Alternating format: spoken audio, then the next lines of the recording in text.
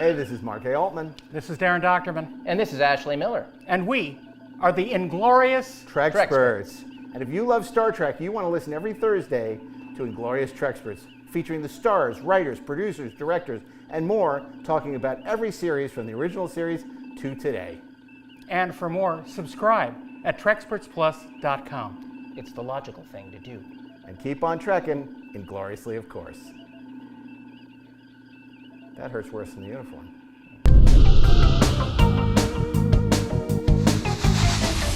New episodes available every Thursday wherever you listen to podcasts. Or subscribe today at TrekspertsPlus.com. But keep on trekking, ingloriously, of course.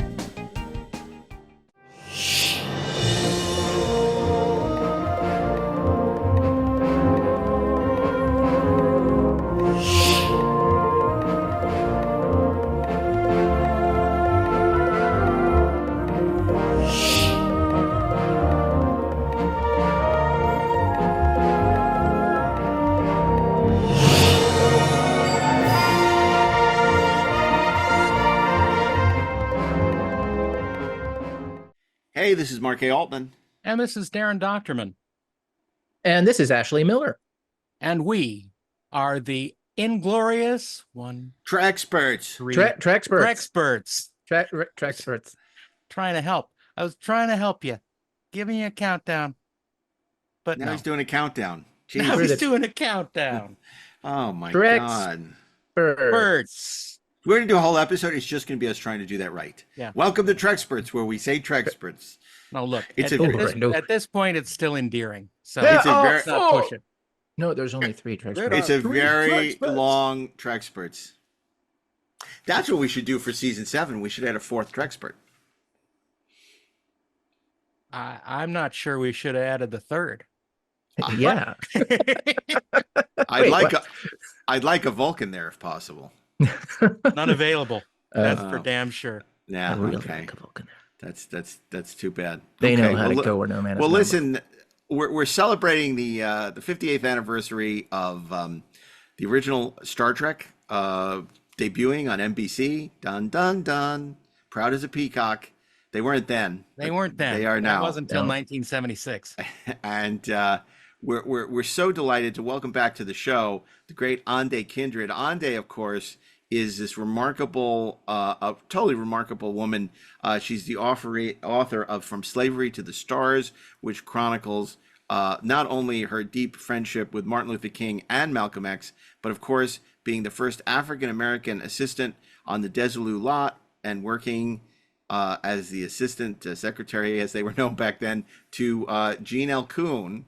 And she has remarkable firsthand knowledge of all the amazing people who worked on TOS, from Gene Roddenberry to Gene COON to Charlie Washburn to Stanley Robertson to Bob Justman. So many amazing people that, you know, we've heard the stories repeated ad nauseum from people who weren't there. ANDE was there, and she is a unique and special woman, and we're always thrilled to welcome her to the show. Yep. I think that this was one of the highlights for me, having her at the convention on the Trekspert stage at Star Trek Las Vegas. I welcomed her back for my panel on the politics of Trek with Mary Trump. But this was really special. It's always special to sit down with ANDE, and I know she had a delightful time. And hopefully you'll have a delightful time listening to this incredible interview with ANDE KINDRYD coming up after these brief commercial messages. I'm really excited about this next panel. That's why we're doing it ourselves. We have a lot of great co-hosts who'll be moderating throughout the weekend, but there's certain panels that we insisted on doing ourselves, and of course this is one of them. Our next guest, who we're going to introduce to you in a second, is living history. She is a connection to the original Star Trek. She was there. We read a lot of stories. We hear a lot of secondhand. We hear a lot of stuff exaggerated by the actors. But she was a presence throughout the making of the original show. Her story beyond Star Trek is profound. It is only recently that she's getting the attention and love and adulation that she deserves from fandom. And She's traveled a long way for the power of Genesis, and we are delighted, and we're also, would encourage you, we only have an hour with her, but she has a remarkable book called From Slavery to the Stars, which we'll talk about, but she's selling in the vendor's room, and you should definitely check that out. And ANDE will be with us again on Sunday for our panel on politics and Star Trek with Mary Trump and Bob Seska and Mary McDonnell. You don't want to miss that one. And she'll also be doing some panels in the adjacent stage, which is called the adjacent stage. The lounge, yes. Hello. And so I don't want to take up too much time because I want to have our time with our guests. But is there anything else you want to add? Plastics. That's all I've got. I've got nothing else. Okay, so without any further ado, we're going to bring out the great ANDE KINDRYD. ANDE, come on out.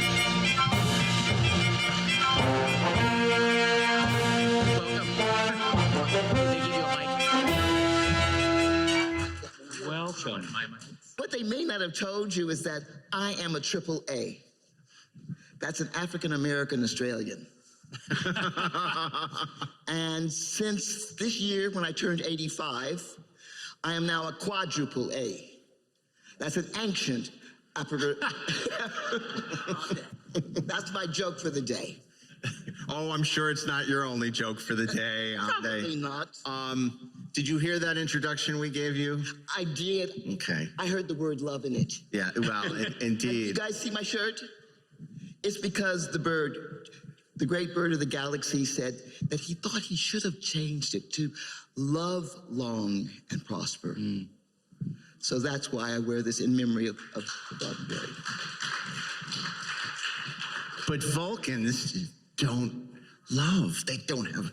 Don't they, though? He still said it. No. They just don't admit it. It's That's right. That's great. I mean, whoever has seen, Spock in those moments, he feels love. Sure he does. He feels love for the people and for his world. Yeah. And for us. And Love, loyalty, compassion, all things he supposedly doesn't feel. yeah. Let me ask you, because I want to talk about the history and the past, and this panel is going to be about the many Trek trailblazers in that original era of Star Trek, of which you are clearly one. But before we do that, we just finished a panel on Harlan Ellison. And, there's a lot of controversy about Harlan. The Tipton brothers absolutely loved working with him, and had nothing but wonderful things to say about Harlan. And that's not always the case, but ANDE is someone who also shares a great deal of love for the late Harlan Ellison, and she has some remarkable stories about him. And I think we would be remiss. Tell this one. Yeah. All right. Harlan gave me a copy of his book, and it says, "For ANDE, most lovely of women, this stray collection of pieces of my life with friendship and deep affection. Harlan Ellison, Hollywood, 1967. That old smoothie. That was before he cursed me with 4,000 years. He made me an honorary Jew subject to 4,000 years of persecution. Well, I want to ask you that question because you tell this story about how the schedule on Star Trek was punishing, and you needed a place for you and your family that was closer to the lot. But before we got there, Harlan gave me that because he went to Selma, Alabama, and marched. He was in the group of people that got run. And when I said I didn't want to go to Selma, that's when he gave me. And so I just want to clarify that he wasn't being mean. He just wanted me to know that if he could go and fight for my rights and my people, that I should suffer some of the things that his people had suffered. That's Harlan. All right. But Harlan also, we had a contest. When he would come in always late. And he would come in moving, and he would open the floor door and run through. And I would be invariably on the reception desk, which I still held after I went to work on Star Trek. I still had to do the reception desk. And I had a button to push, and the button would push the buzzer that would open the door. And Harlan would run through the door. He wouldn't look at me. He'd just start running for the door. And it was like, will he hit the door before I hit the button, or will I hit the button before he hits the door? So I think it was sort of flirting. But they brought Harlan in because he wasn't getting the script out on time. So they brought him in and put him in an office down the hall from me. So he'd come up and visit. And so we got to know each other, and that's how I got to know about his background and his civil rights work and the things that he did there. But one day, I wanted a new place to live. I wanted a place to live close where my kids could go to a decent school and I could afford the rent. And there was a place down the street, and I saw it, and I went in, and they said, looked at me, and I knew as soon as I saw it, automatic red line, they see me, and they see my skin, and I'm not getting this apartment. So they said, no, no children, no this. Oh, sorry, it's been rented. So I went back and I told Harlan, and Harlan said, okay. Harlan went down there and was a male me. 2 children, same age, working in the same location, in the same job, and they said he could have the apartment. And he came back with a smile on his face. See, Harlan was really good at suing people. So that was, I don't know, Harlan was special in that way, but he was also very feisty, and we ended up having a huge battle. He had a relationship, and I thought that he should have honored it better, and we didn't agree on that, and we sort of had a fight, and we didn't talk anymore. So I guess that's a downer. I don't mean to be a downer this morning. Let's talk about some. Okay, let's talk about some happy things. Let's go back. The panel is called Trailblazers, of which you are certainly one. Can we talk about how you ended up working on Star Trek? Because of course, there was so much going on in your life and the civil rights struggle that was going on at that time. And if you can sort of set the table for us, what the world was like, because there are a lot of people who may not realize in '66 what was happening and why the door opened for you at that time. Well, I had worked with Malcolm. He got assassinated. Martin, I worked with Martin. He wasn't yet assassinated. And I just got sick of what was going on. And so I decided to join the hippies. So I went up to San Francisco and got lots of Owsley acid and became in love-ins and be-ins and had a really good time. But I heard that Watts was burning, and I thought, damn, the revolution has started without me. So I raced back to California to participate. It was about inequalities in residence, inequalities in loans, inequality in policing. It was a lot about inequality, and it was going to blow up. And I knew it, so I was there for that. But the result was that Lucille Ball went to the Urban League, which is an organization that found jobs to integrate organizations, and she asked for someone to come out for job interviews, and they sent me. I'd worked in radio, so they figured radio was probably same as television, so they sent me for the job interview. I went, I was wearing an afro, and in '64, you did not wear afros. You were a bit strange. So I put a wig on and a suit and gloves, but they were driving gloves. And as I had my interview, we ended up, he saw my gloves, and we started talking about road racing and Grand Prix and glory. Okay. And I had a great time, and we skipped over the fact that I didn't take shorthand, but my typing was good. And I got hired for the job. So I became the floater secretary at Dozy Lou. Lucille Ball was like that. Her house had been built by Paul Williams, who was a black architect.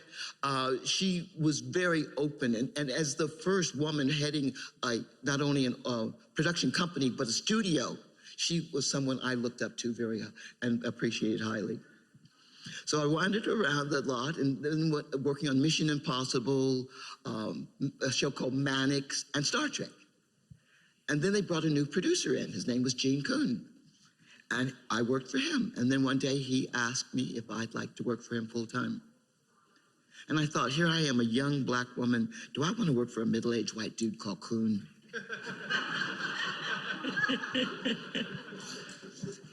Yes.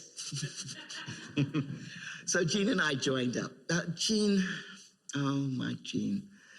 He looked like a grouchy old grumpy guy. And I saw some pictures of him when he was really young. He was gorgeous. But when I knew him, he seemed older.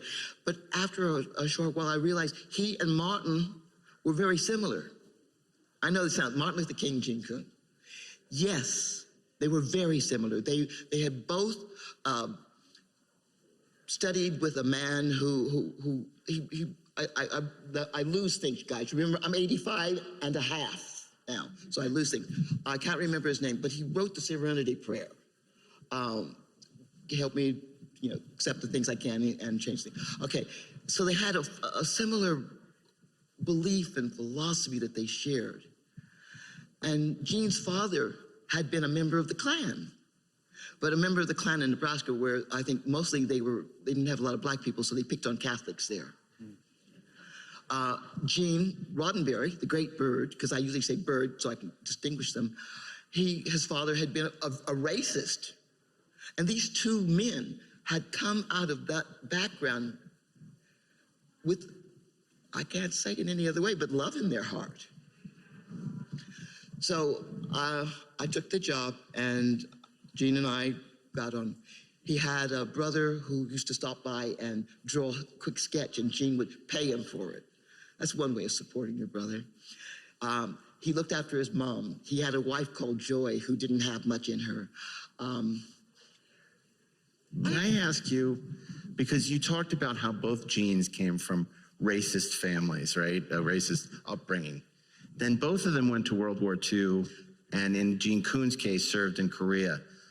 Do you think their war experiences were part of why they were more open and embracing and able to get away from sort of these small, thoughts that had been instilled with them since they were, because they worked alongside people of different races, different ethnicities. They saw the world. Do you think it opened up their worldview, or this was just something from very early on that they were fighting against? The book does it better than me. I'm sorry. I'm awake, but I'm not all here. Yeah, because you came in from Australia. It's so that jet lag. 14-hour flight there. The war definitely had an effect on them. In my day, we used to do drop drills because where the Russians were going to get us, and these kids do killer drills.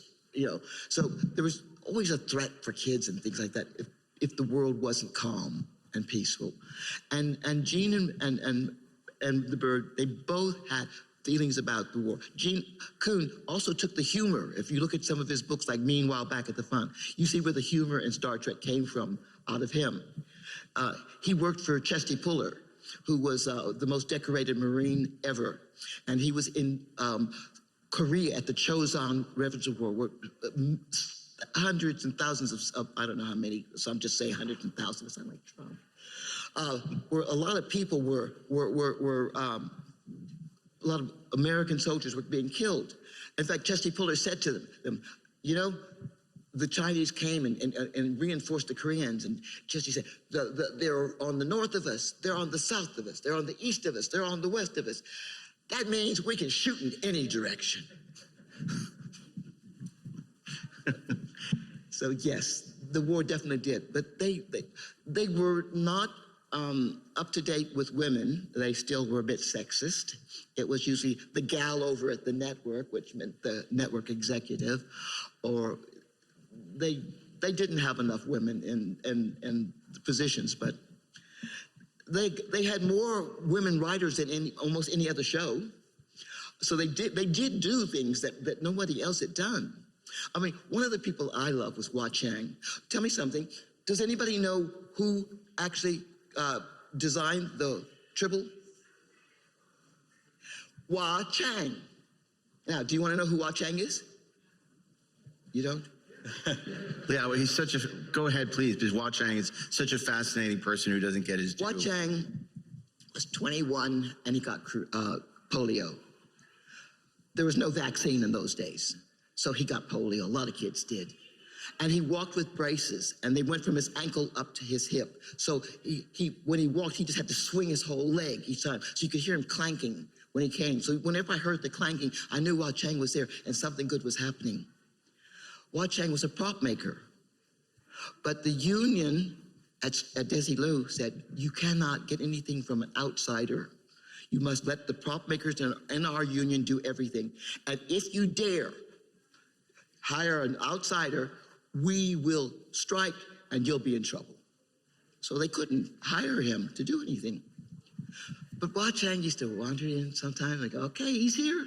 And he'd go to Bobby Justman's office, and they'd sit down and they'd have a talk.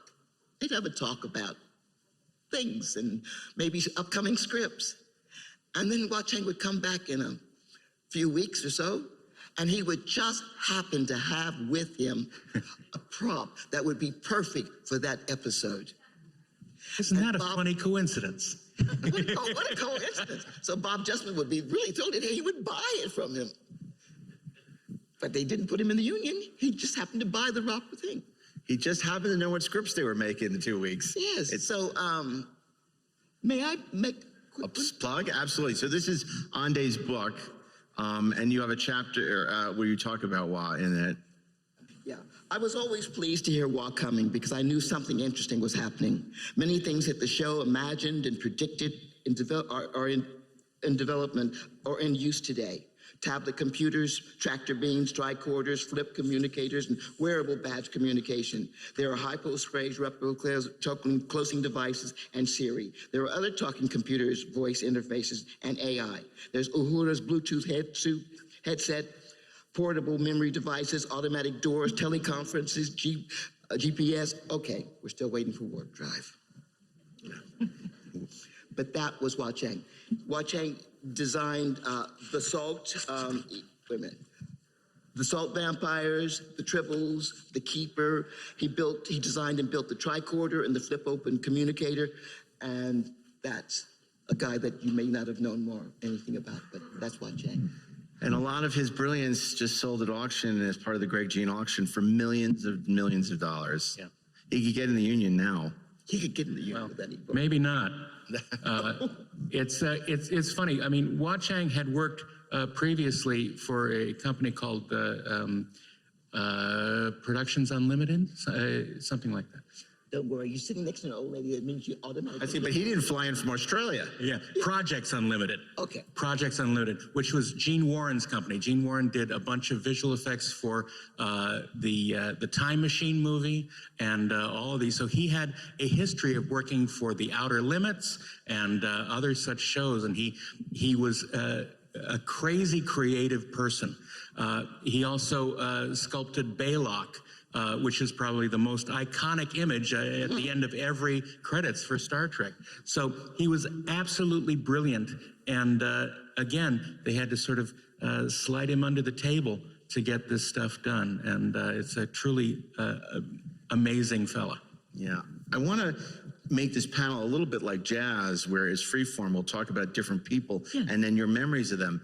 I do want to finish a little bit about Gene COON because, of course, one of the things is you mentioned some of the funniest stuff between Spock and McCoy all came from the pen of Gene COON. Some of the funniest episodes or the rewrites like Piece of the Action came from the pen of Gene COON. You know, when Gene Roddenberry, the bird, was about to have a nervous breakdown after 13 episodes, he hired Gene COON to become what we now call, you know, basically the showrunner. And he was rewriting, his pen was on everything. And that's when you get the Starfleet, you get the Federation, No Earth Space Probe Agency, you get Errand of Mercy, you get the brilliant Devil in the Dark, which he wrote in a weekend. Devil in the Dark was Janos Prohanskas. Janos would come on, and if he was in costume, stay away, because he became whatever costume he was wearing. Yeah. And if he was in his monkey suit, women, watch it. Gene saw that I wasn't there because I wasn't going anywhere near Janos. He was a very nice man in regular clothes, but I wasn't going near him in a costume. So Gene came back from seeing the Horta, his first view of it, and he was geared up. So Gene was known as the fastest writer in Hollywood. And one of the reasons was he took a lot of amphetamines. Speed. I'm not talking about the bird. I'm talking about Gene COON. And I used to score him for him because I had a doctor who was I called him Dr. Hip. He had a lot of Hollywood people, and he would just give you whatever you asked for. Say, oh, I'd like some, and he'd give you a jar full. So I went and got a jar full of uppers for Gene, gave him back, and that script came out in no time. But that also had him chewing his jaw a lot. He grind his teeth. Yeah. What else? Well, I was going to say, Gene, the story that they got wrong about Gene and why he left Star Trek. I think Bobby and her didn't get the right story there. Gene didn't leave because he was having any trouble with his wife or anything else. He was worn out. He was a soft, gentle guy inside that gruff exterior. He'd have to say to writers, people he knew and cared about, that script wasn't quite Star Trek. And he'd have to rewrite it. And then the Writers Guild would say, well, you have to take credit because you've rewritten it. And now the writer who was his friend would see him and think, you're taking credit for my script, and be angry. He couldn't take any more of that. Would you say that was a big difference between him and GR, the Bird? Because Roddenberry rewrote a lot of people, but didn't really feel bad about it, whereas COON felt much more deeply. He would feel guilty about having to rewrite people who were his friends. And was he funny in real life? I mean, obviously he's brilliant in his scripts, very funny. What was he like, you know, as a person? Would he make jokes, or was he more serious? What was his personality? He had a good sense of humor, but we talked about more things about living in life and his family, and they were all close to him. He was concerned with the world. We had some discussions about the Klingons. I said, why do they have to be so dark? Why do the bad guys have to, have sort of a black cast to him? But I don't think he noticed. And he said it was more about creating an enemy for them to battle when they had to battle. But he didn't battle too much. He tried to find peace. Look at the things that he built. The conventions. Okay, I've lost that one. I probably would have to open the book and look at it, and I don't want to do that. But he's the one who mediation. Conflict resolution. He was the one who was looking for solutions. He only went to war and fought when they had to. He fought if he could find a way around. And because of that, I learned that about mediation, about how to resolve disputes. And as a result of that, I thought, look, you have to be a lawyer to be a mediator. But years later, I found out that I could be a mediator. And after I finished as a filmmaker, I became a mediator, and especially working with families in turmoil to help bring about peace in those groups. Well, that came from Star Trek. That was my Star Trek background. That determined my whole life. I want to ask you about that, because that is such a staple of what we look back at how groundbreaking Star Trek was.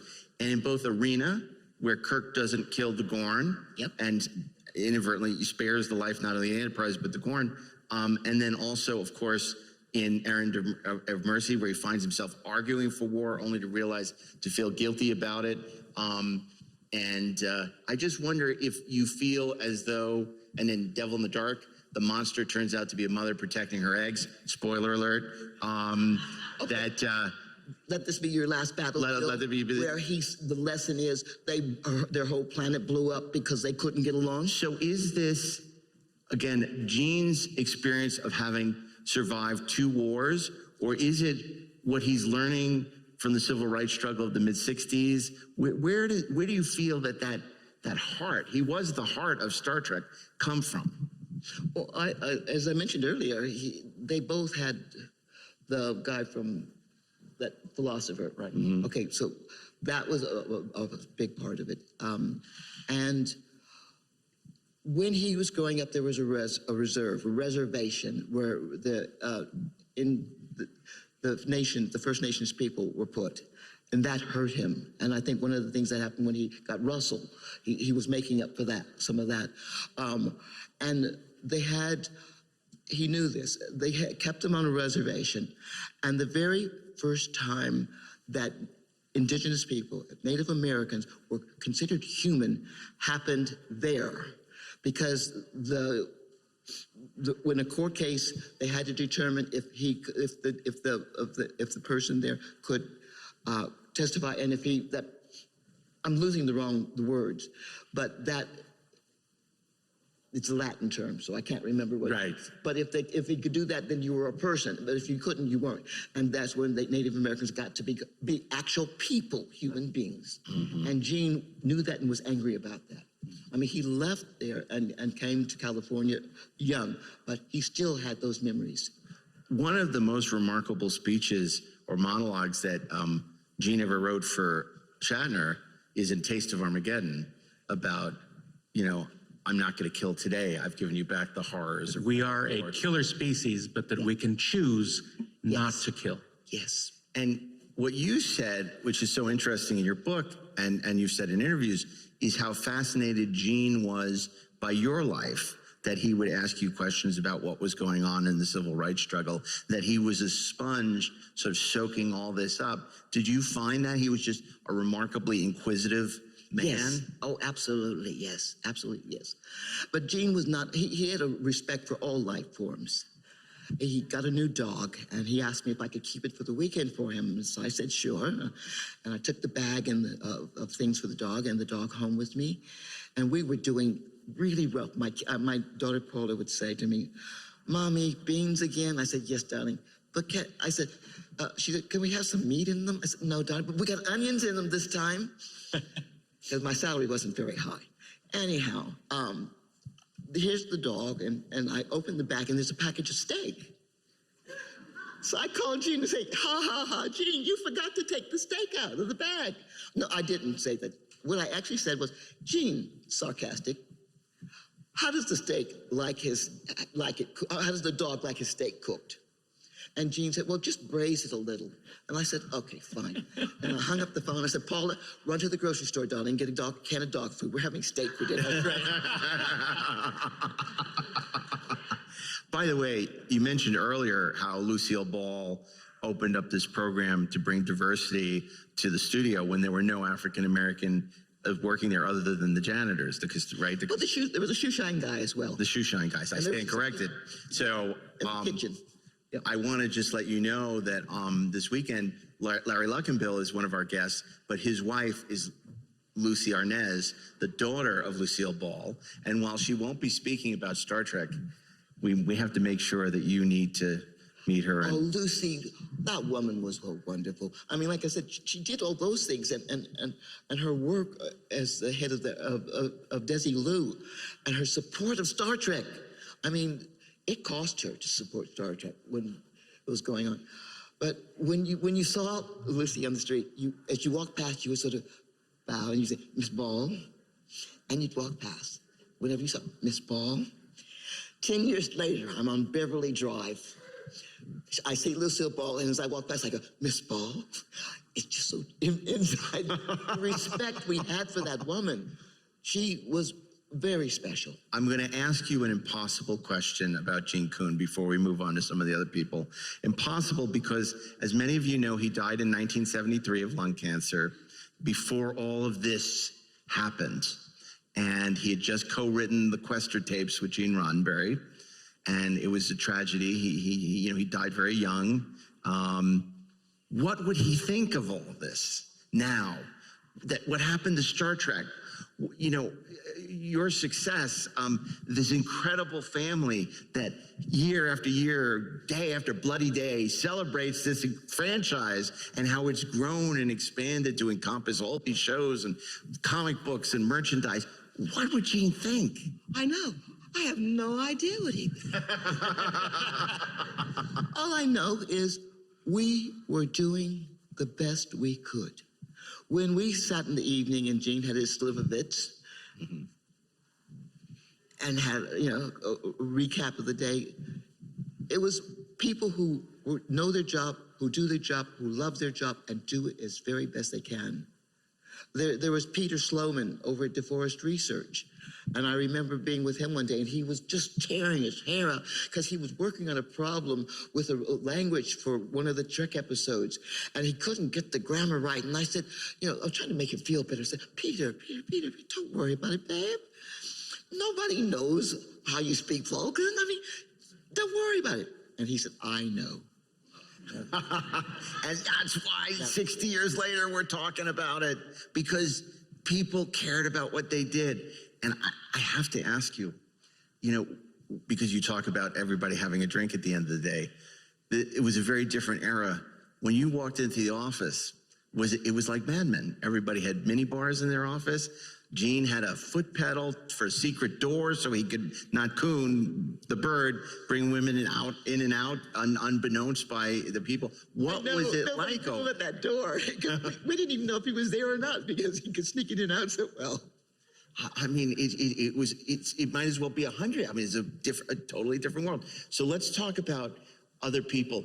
Stanley Robertson, the first African-American executive at NBC who came on as the studio executive, who some people loved, some people hated because you hate your studio executive, because they're telling you no more than yes. But he was a unique guy. He ended up working for Cosby many years later. But what was he like? Stanley was born with a visual impairment. He went to a school for the blind, and then he went to LA City College and studied journalism and went to work for the LA Sentinel, Los Angeles, which was the largest black paper on the West Coast. He rose through quickly. He went to work for a larger black Johnson Publishing company as an executive, and then Stanley went back to school. He went back to USC and studied film and television, and then started off as a page at NBC and worked his way up. This was a man who had a goal. He has a man with a plan. He knew where he wanted to be, and he got there. He could not see well enough to drive. He could never drive, so he was always on the bus, and he was always gaining material for a weekly column he did, which was very funny column because he had a part about We Ain't Ready, where he encouraged black people to dress better, talk better, or whatever, get more education. He was a guy who had high aspirations for not only himself, but for his people. And when he came along, Gene Roddenberry, Bird thought he had an ally, a young black man who had to think like him. He didn't realize that Stanley was a corporate man. He was NBC's guy. They even called him Stan, and he let him get away with that. And so after a while, Roddenberry was stuck because he couldn't. I think Stanley's taste in script was really bad. I think he had no taste, but he wanted more action in the teaser at the beginning of the show. He wanted more stories off the planet. He wanted, all this stuff cost money, and the budget was tight already. But Stanley, he stuck for that, and so Roddenberry was pissed off. He couldn't do anything because he didn't want to be seen as racist. Right. So he couldn't just call this guy in his bad taste. So Stanley, he did well. So he went on, he ended up with Cosby. He was a vice president at Columbia Pictures, the first non-white vice president at NBC. He ended up making a film, a man about the Navy diver, black Navy diver, the first one. And with the guy from Show Me the Money. What's his name? Cuba Gooding Jr. With Cuba Gooding, and I think that when I saw that film, I think Stan sees himself in this, and is actually getting some recognition that way. Well, he also made Leonard Part 4 with Cosby, so maybe your assessment of his taste is correct. Yeah, Stanley, though, was a remarkable guy, also one of these people who somehow doesn't get the kind of attention he deserves in the history of Star Trek. Obviously, a more familiar name is D.C. Fontana. She started as Gene Roddenberry's assistant, became the story editor, wrote some beloved scripts, and then ran the animated series. What were your feelings about Dorothy? I was totally in awe of her. She had a gravitas that made me think she was older than me, and I was actually a few weeks older than her. But and she was very precise. She knew what she wanted. Dorothy started writing when she was 11. Yeah. I mean, she didn't come to that out of nowhere, and she didn't start to get success until she took Dorothy off her script and put DC. Right. I mean, women had to hide who they were still in those days, which, unfortunately, was the reason I went to Australia. I couldn't, they told me, oh no, Andy, you can't have the associate producer's job because the men on the dubbing stage would have to watch their language if there was a woman there. Yeah, and we know how demure you are. So, and at the same time, there was, I mean, this is not a Mission Impossible convention, but Mission Impossible was happening on the adjacent stages and was part of the Desilu. And you would frequently be... Mission was upstairs from Star Trek. Mission's office was upstairs. Star Trek was downstairs. And as the floater secretary, I often worked at Mission Impossible.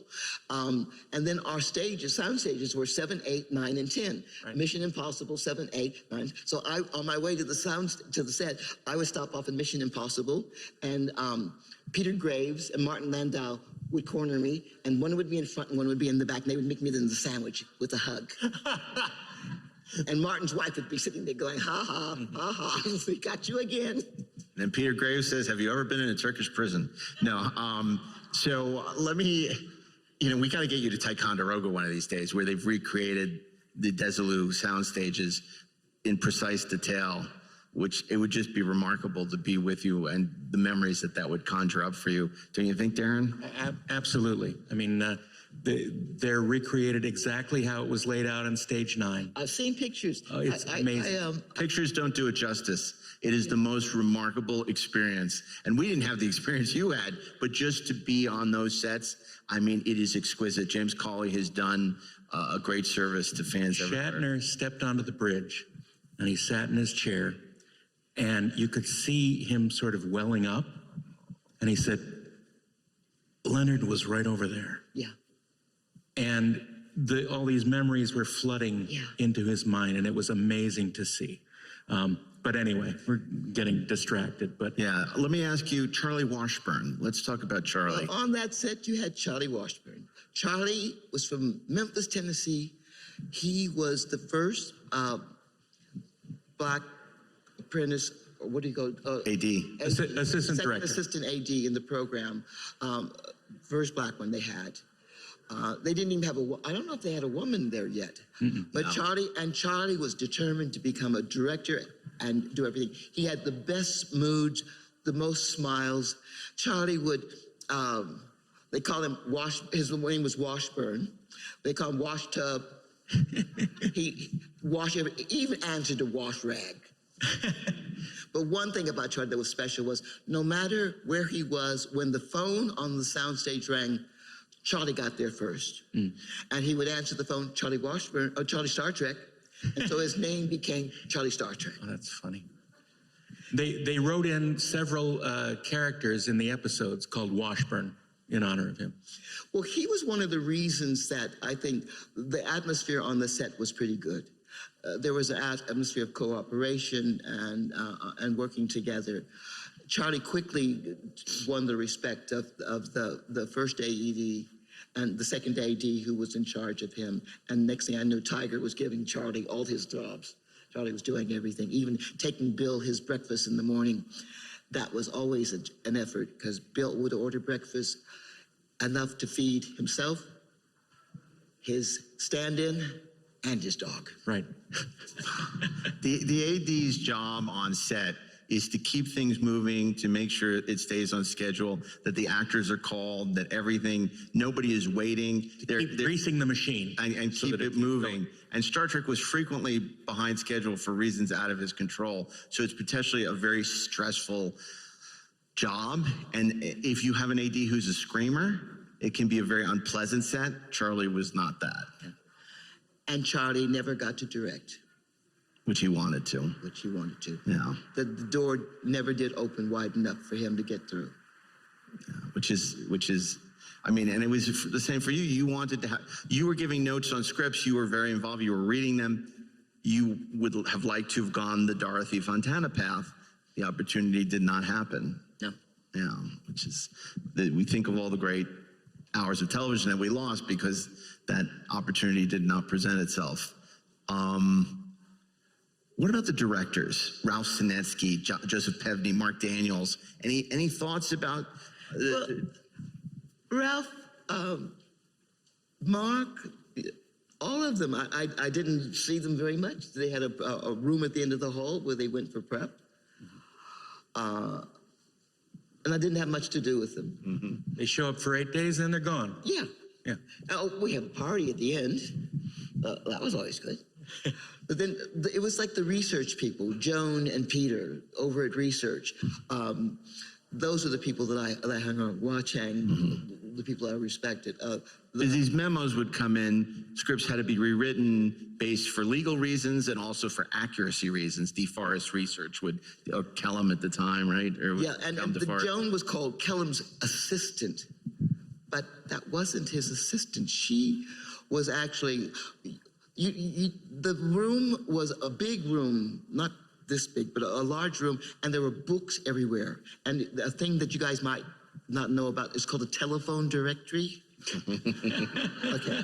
There would be a lot of those because we have to check names in cities wherever the people were supposed to come from or whatever. And Joan was the one who knew everything. When I went to work for them for a short while, my specialties were Black people, drugs, and Star Trek. No. Well, I specifically didn't ask you about the actors because they get all the attention all the time, and it's so great to shine a light on what we call in the business the below the line, the unmitigated talents. But I want to give the audience, because I'm sure they have questions. So if you want to ask about the actors, we'll let them. Yeah. But yeah, a few questions before we have to wrap things up. But of course, the great news is, as you may have noticed, ANDE is very friendly. She's going to be at her booth. She's going to be signing her book. So if we don't get to your question, you know where to find her all weekend. So let's do a couple of quick questions before we have to wrap up. Any questions for, yes, sir. I just purchased this morning. Nichelle. Do you have any stories about Nichelle? Yeah, I think I might be talking about her a bit. Nichelle and I had a special relationship. My ex-husband and her ex-husband married the same woman. So Nichelle said we were ex-wives-in-law.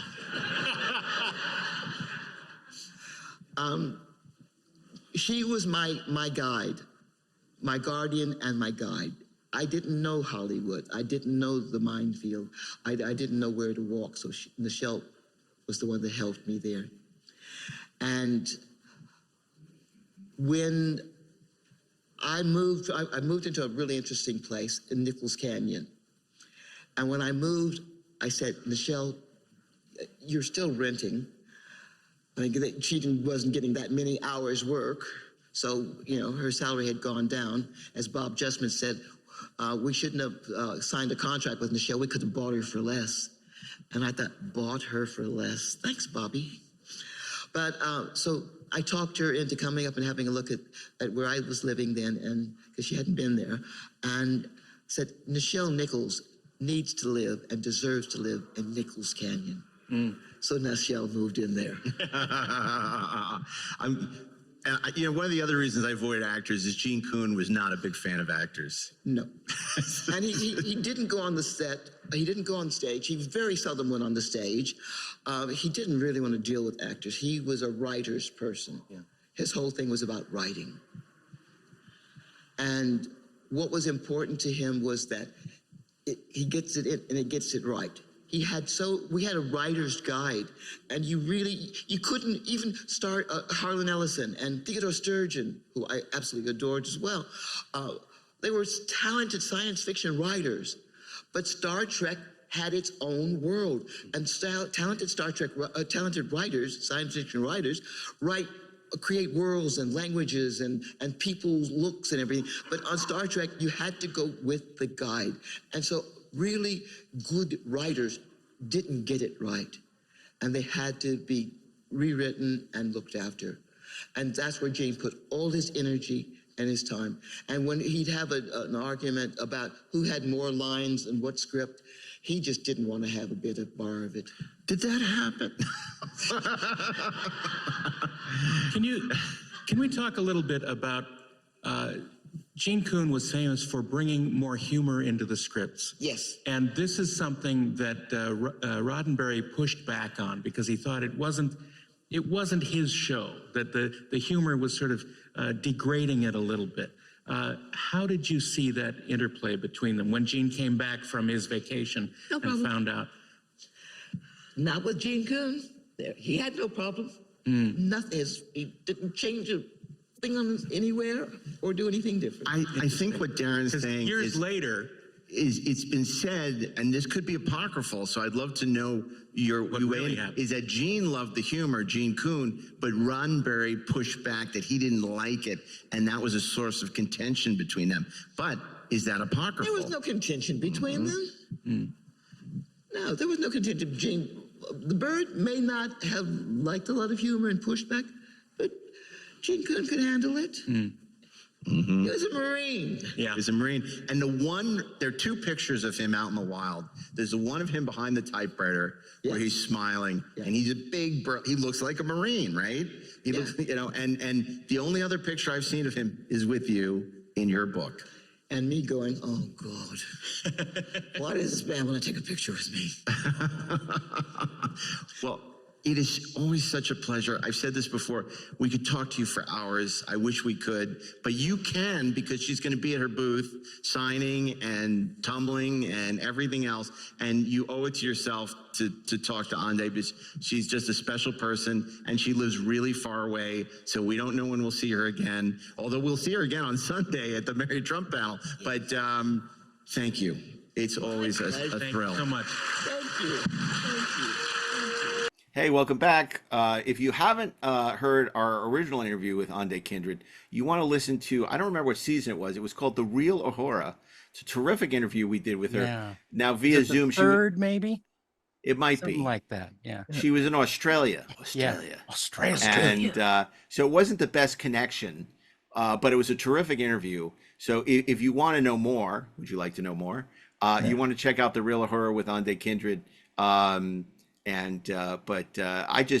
She's so special, and every chance we get to see her is a delight. I remember 2 years ago when she was at Star Trek Las Vegas. It was the first time we got to meet her after recording that episode, and we took her out to dinner at I think it was Bouchon at the Paris, and we had such a lovely dinner with her. It was ANDE, Rafe Needleman, and Hazel, and us. Can't imagine a more eclectic group of dinner guests. It was like Clue.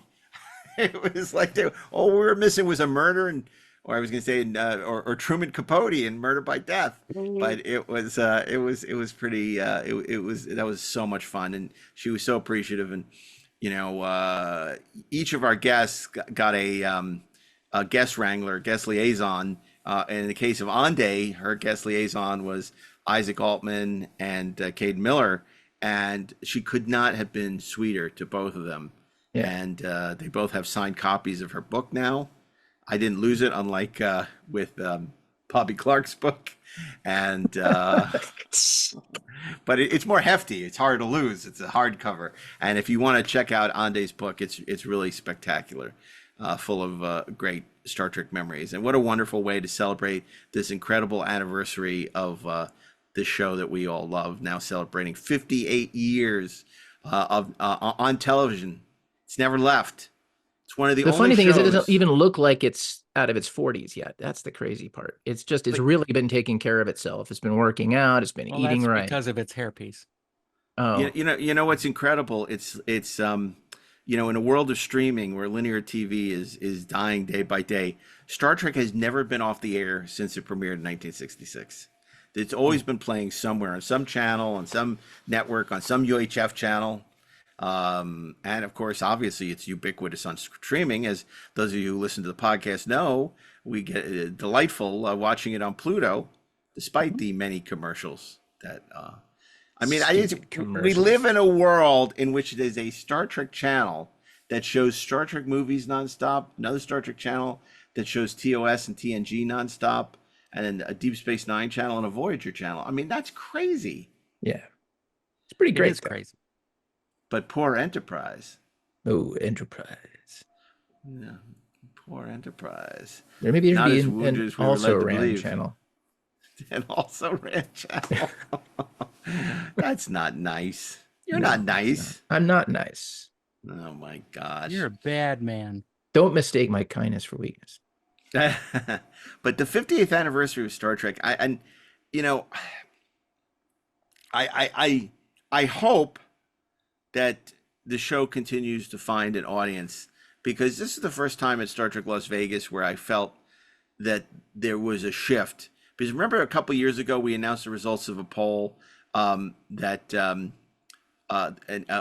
polled the audience and their fans, tens of thousands of responses, and the original series was voted the #1 Star Trek series, right?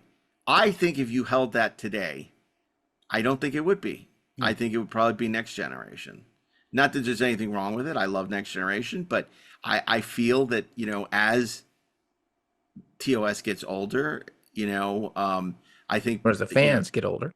As the fans get older, that people are watching it, and even the younger audience is watching it with sort of like they look at it as sort of campy, and they can't appreciate, they can't get past the styrofoam rocks, and Well, judging by the content of the audiences at Vegas, I wouldn't have been surprised if Prodigy was #1, actually.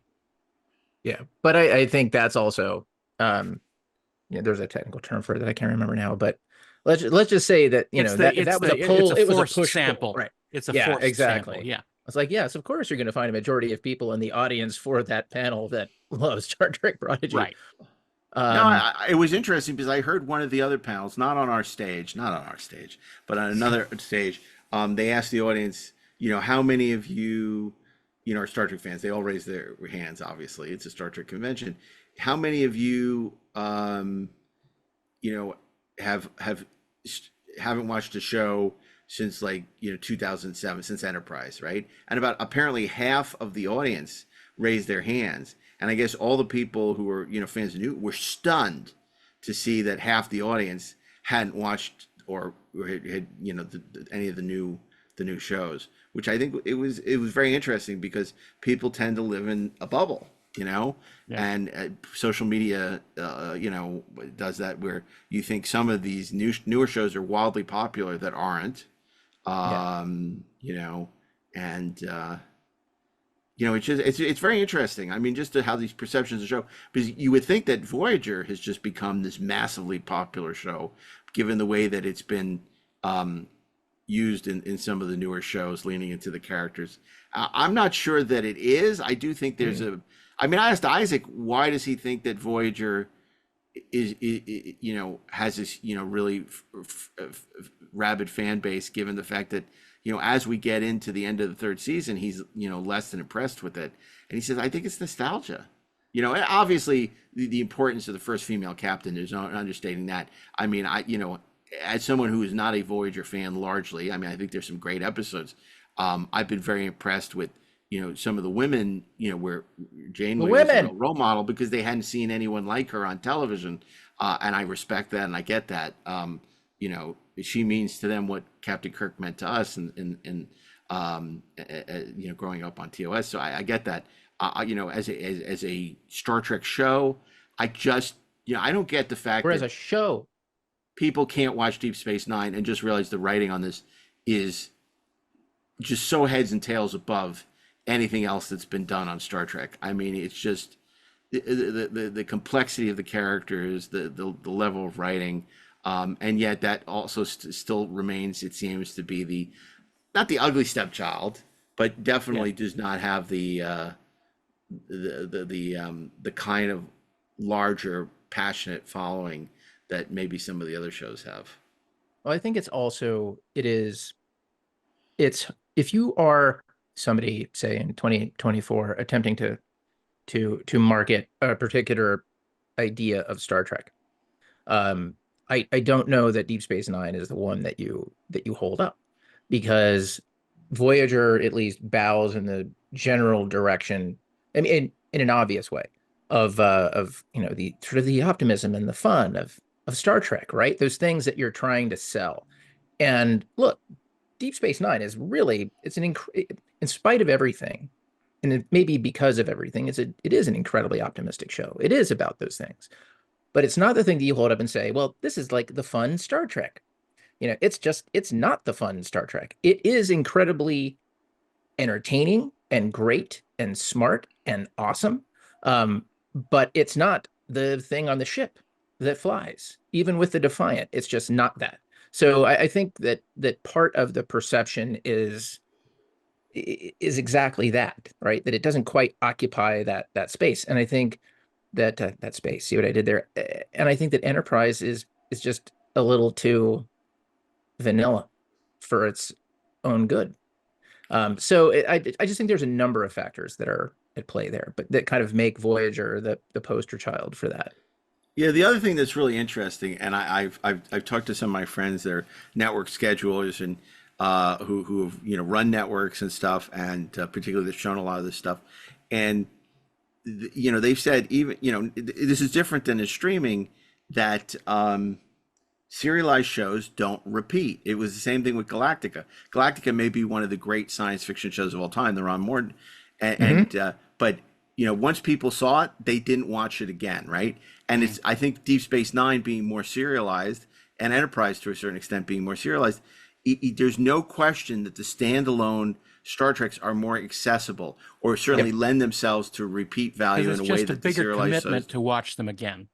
Right. Yeah, and maybe every couple of years you go back and watch, the arcs and stuff like that. But it's not like you can just drop in and watch an episode and then drop out and come back a week later and watch another episode. And I think that's why the non-serialized Star Treks, tend to perform better, and people tend to watch them again and again and again. Whereas, that's not necessarily the case, with some of the more challenging, Star Trek shows. I mean, I don't know that the numbers were all that different between when DS9 and Voyager are running concurrently. I don't know that their numbers are all that different. No, but it's apples and oranges, because Deep Space Nine was in first run syndication, Yeah, true. and Voyager was spearheading the United Paramount Network, so they had different distribution channels. Yeah, that's very true. Yeah. And it's all about the repeats, and obviously streaming is very different. Because a lot of people don't have the Blu-rays, they don't have the DVDs, they don't even have streaming. They watch it on H&I Stone Knives and channel, Bearskins. well, they watch it on the repeats on television, or they watch it on Pluto because they don't pay for Paramount Plus or whatever. It's just very interesting. I mean, they're very there's very different audiences for Star Trek. There's like our listeners who are more sophisticated and more interested in how, the shows are made, and maybe have, a little more knowledge.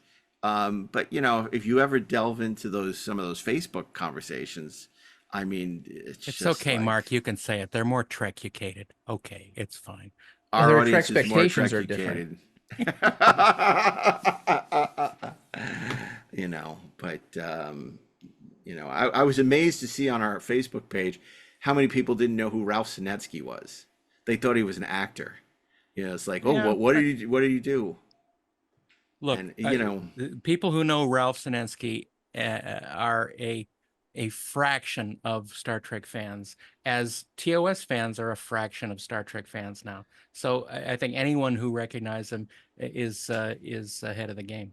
Dare I say, what they need is a Trekucation that you can only get here on Inglorious Treksperts. So join us every Thursday, and of course you can follow us on our social channels, Inglorious Trek, Inglorious Treksperts, or on our Discord channel. Join the conversation daily on our Inglorious Treksperts Discord channel. For a link, check out the show notes. And of course you can watch Inglorious Treksperts wherever you get your podcasts at YouTube, where we now have our video podcast, thanks to our YouTube producer, the great Brian Mix, who's doing an amazing job. Our great gratitude to Mark Rivera, who continues to make us sound terrific on our audio podcast, wherever you listen to podcasts. And there are more ways than ever. These are all steps on your way to Trekscellence. Yeah, brother. Oh my God. My God. See? But I just want to say, as this is a significant moment for us here on the Treksperts, because this marks the end, not of the podcast, but the end of our 6th season, guys. We've been doing this for 6 seasons. Next week will be our 7th season premiere. This is the end. And my friend, my only friend. What I have to say is so absolutely amazing as we look back is, for the most part, we've been doing these 52 weeks a year. We've had occasional preemptions or had a guest host now and again, not as many as Johnny Carson, but we've had occasional guest hosts. I think there was one season we did, have a few repeats in between. But for the most part, we've been doing this 52 weeks a year, which is insane. Yeah, no podcast does that. Yeah, It's no. No ludicrous. one. No And one. ludicrous speed. And I just have to say that I'm very proud of what we accomplished this last year. I think the podcast has only gotten better. We programmed 4 days of incredible programming in Trek to Las Vegas, Star Trek Las Vegas, which was we did something that had incredible mainstream appeal, but was very much us. We didn't we didn't dumb it down. What we've done with GalaxyCon over this last year has been remarkable. Obviously culminating with our live commentary with William Shatner on Star Trek V, but also reuniting Ralph Sinesky. Did he play Apollo? Ralph Sinesky with William Shatner. Just extraordinary. And we're going to be making some big announcements next year. We started production on our Star Trek documentary. We've interviewed over 50 people already for that, which is amazing. And we've only just begun, to quote the song. And of course, we had an extraordinary trip. This is more us than you, but this was an extraordinary trip to Ticonderoga for the three of us, and got to walk the decks of the Enterprise, which was pretty remarkable as well. So it's really been an incredible 58 Trek year for the Treksperts, and none of this would be possible without your support. You have been incredible. We have so many letters we need to add. If you're a fan of the podcast, please rate us 4 stars wherever you listen to podcasts. Brings new 5 people to the stars. show. 5 stars, and it helps the algorithm. There are to send- 5 stars. I don't know how many stars there are, but just say great things about us, because then that will introduce new people to the podcast. And again, we don't say it enough, but we couldn't do it without you. Couldn't do it with this incredible team: Mark Rivera, our sound mixer; Brian Mix, our video producer; Peter Holmstrom, assistant to the producers; John Carney, our social media manager; and of course, the 3 hosts with the most: Ashley Edward Miller, DAREN DOCHTERMAN, and myself. I'll give myself a little credit too. Mark A. So, And that guy. and that guy. Yeah. And obviously grateful to our friends at GalaxyCon, the great Mike Broder, friends at Creation Entertainment, Gary Berman and Adam Malin, and everyone who has made this such a special year in Trekication. So It's been a year happy of 58th. excellence. It's been a year without a Excellence. Santa Start Claus. using it. Wait, what? Never. I'm not going to use that. I don't like Well, it. I'm not going to use your word. Well, fine, don't. I'm going to Double you dumbass start on your own Trexcellence podcast, I will. and I'll start Trekication. We'll see who has the bigger podcast. Yeah, I will, because it's Trexcellent. Oh, God. And Ashley's going to start the Whatever the hell it is I'm doing. well, Ashley's going to be relaunching the Cartoon Barroom with Steve Melching and Sarah Nanacheni. So I'm really looking forward to that.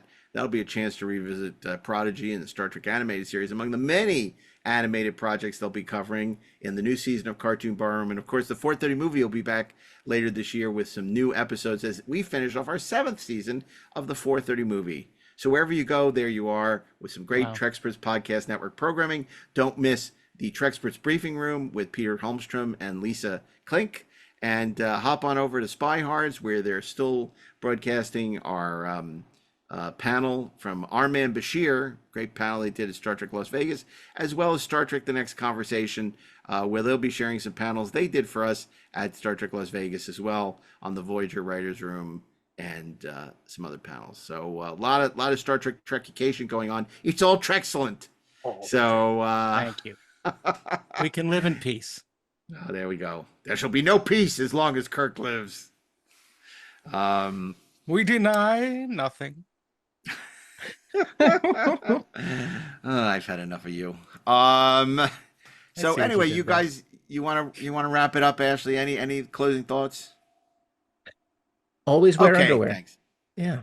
Yeah, I went That's to the it. wrong That's guy. it. Darren, Yeah. you want to wrap things up for us here? 6 years is a long time. After all, the original series was only 3 years, so we doubled that. So, one every week, that's a bit much, but we're going to try and keep that going.